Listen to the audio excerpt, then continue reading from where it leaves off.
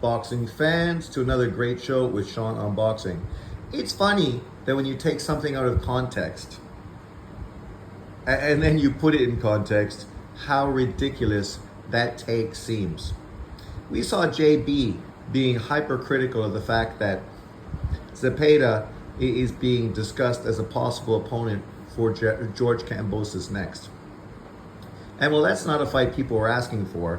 You can understand for Zepeda, it's a good opportunity for him.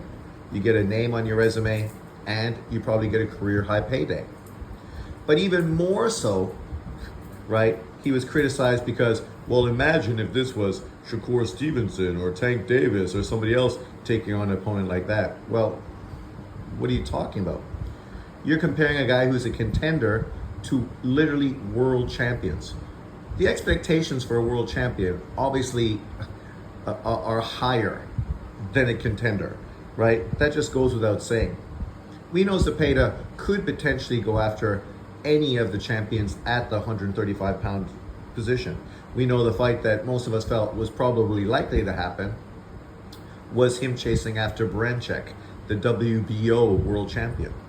The fact that he's going to fight Kambosos, it makes sense. You could get a WBO world title against Baranchyk, but yet that's not a marketable fight. It's not a fight that sells in America. It's not a fight that American boxing fans would really resonate with. A George Kambosos, who they've seen fight Lopez, seen fight Haney, seen fight Lomachenko, right? He's a name. That sells. It's marketable. We understand why Golden Boy would be far more interested in making that fight. It's also more winnable than some of the other opportunities available to you, and probably pays you as much, if not more money than you could make. And when it comes down to it, obviously these fighters, are here about money. Their teams are here about money. Money is the thing that really sort of directs everything. But now let's put this in context. I'm sure you saw the title. I'm sure you saw the image. What's being discussed is a huge Golden Boy Riyadh season card brought to you by Turkey Al Sheikh in California this November. We know obviously California caters to the Mexican American boxing fan. So perfect for Golden Boy, working with Saudi Arabia to put on another great card. So let's now put that fight we were criticizing, downplaying, and comparing against world champions and pound for pound fighters in its true context. It's one of 5 fights that's being discussed on this California card brought to you by Golden Boy. The other fights, Zurdo Ramirez versus Billiam Smith, a cruiserweight unification fight. Great fight, right? Billiam Smith obviously is a WBA champion, I think. And then, of course, you have Zurdo Ramirez, who just moved up, became a world champion, I think winning the WBC title at cruiserweight, right? This unification fight is huge. Obviously, Zurdo is, Mexican roots, so that's a fight that really galvanizes the Mexican-American, California-based fight fan. Obviously, this is a unification fight. It's huge, right? It really can help elevate Zurdo to a whole nother level, especially after he was dominated and completely outboxed by Bivol down at 175 pounds. Then the other fight on this card, equally a great card, and a card that, both of these fighters, we've been hoping to see them in something more legitimate. They were criticized for their opposition, I think both of them took in their last fight, but now they're going to match up against each other, which is exactly what I told you probably was going to happen. They got 2 stay busy fights against mediocre opponents, which is pretty normal in boxing, all to lead towards a huge fight between the 2 of them. This is very normal. This is what most promoters do. So, by being overly critical, we know why, but then ignoring the context, it only comes back to make you look bad now that Ramirez and Barboza are going to be on this card fighting each other in what is a fucking great fight. Really a great fight, right? Those 2 guys, both 2 of the best fighters at 140 pounds. right? Both with the same manager, obviously both promoted by the same promoter. I think, putting them in against one another is a very good fight. At this point for Ramirez, it's an opportunity to reestablish himself. For Barboza, it's an opportunity to give him the best opponent on his resume and elevate him to that elite status at 140 pounds. Stylistically, two very different fighters. Should be a great matchup. Obviously a fight that California-based Mexican Americans are going to be super stoked to watch. We know Ramirez has a huge fan base in Southern California. Then, of course, you have Zepeda versus Kambosos, right? I don't even need to go into it. You put this as the third fight on this card with the two fights I just mentioned, and this card is fucking dynamite. Dynamite. The only thing that could make this card bigger would be if Ryan Garcia was fighting somebody on it. But we're not getting Ryan Garcia. We're getting the opponent he just fought when he moved up to 140. Sorry, the guy's name escapes me. But the big, strong guy, really, really strong, aggressive fighter that Ryan Garcia fought prior to fighting Devin Haney. A guy that gave Ryan Garcia quite a few problems before Ryan Garcia eventually knocked him out in that fight. He's going to be fighting Kenneth Sims Jr., which is a great opportunity for Kenneth Sims Jr. He's another one of these black fighters that's promoted by Golden Boy, and we know that across YouTube, if you're a black fighter on Golden Boy, consistently people ask, why are you with Golden Boy?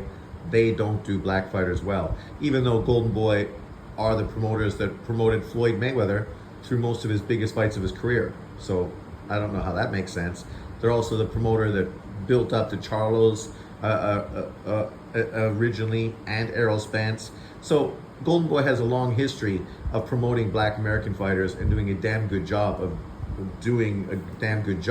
Maybe it's just the fighters that they're promoting aren't at that level, so there's only so much you can do.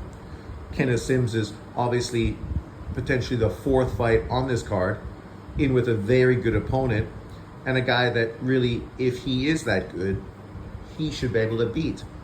Is also an aggressive opponent that's going to bring it to him, so it's going to be a pressure fight, and it's going to test him as well to see how he's going to deal with a strong, aggressive pressure fighter. But also another great fight on this card. And then the last fight on this card is Bek Melakuziev versus Guatemalan 168-pound fighter Lester Martinez. If you've never seen Lester Martinez, you should check him out. He's a very fun fighter to watch. Very aggressive, come forward fighter. I mean, the 168-pound division, you might be critical of the elite top guys they have outside of Canelo Alvarez, especially now that the Davids moved up. So, you kind of take two of the top fighters out of that division and move them to a new division. But the guys underneath, they haven't proven that they're elite yet, but what they've proven are they're all exciting, hard-punching, aggressive fighters. Lester Martinez is an example of that. And this is exactly what I was hoping they would do at 168. Have all these guys that are sort of the tier below Canelo Alvarez fight one another. And the guys that obviously win are building themselves up for bigger and better fights moving forward. Lester Martinez versus Bek Melakuziev, great fight. You have two aggressive, hard-punching, 168-pound fighters going toe-to-toe, head-to-head. I mean, obviously neither of them are Mexican, but Lester Martinez is obviously from Central America, so he's got some roots there. So, you could really see this card is being built for the Mexican-American boxing fan.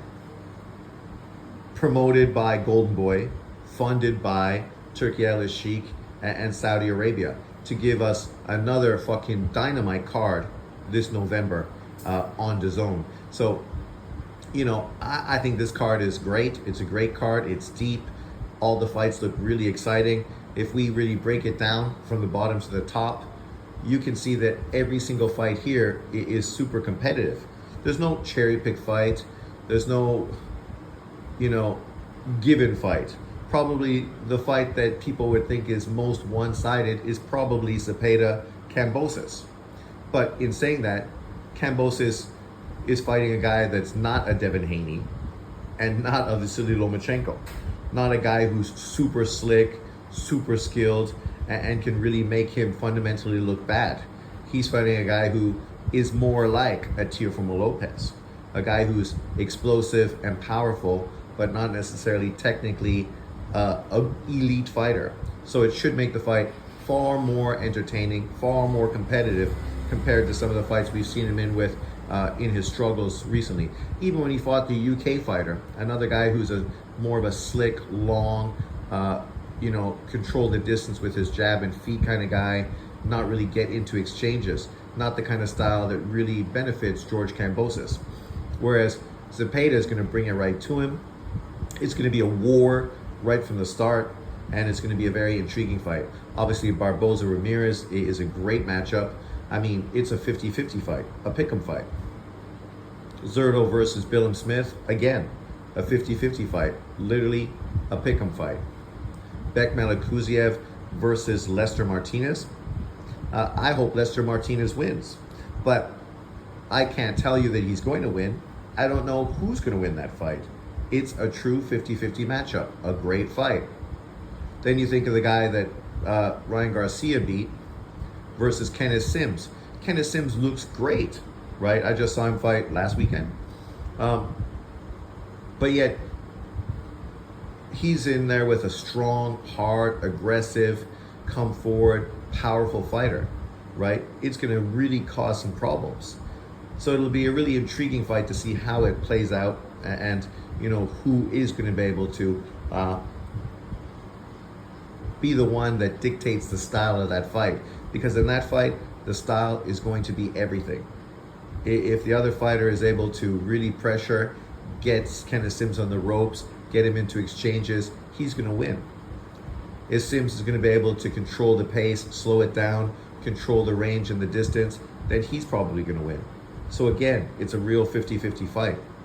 This card obviously hasn't been officially announced yet, but that is what I just read today. This is the announcement. So now let's put that in context. Is Zepeda versus Kambosos on this card really something that should be criticized? Or can you see that this is a golden boy fight card with golden boy fighters put up against fighters that are really great opponents? I mean, this is a sensational card. I'm excited about it. I wonder if there's going to be any other fighters potentially added to it moving forward. We will find out, I'm sure, as the fight does get announced. At this point, it's not announced, but nonetheless, I'm excited about this. Let me know what you think about this card. Are you excited about it? Do you think this is a great card? Are you excited that Saudi Arabia is once again bringing another fight to California? Thanks for watching. Peace out.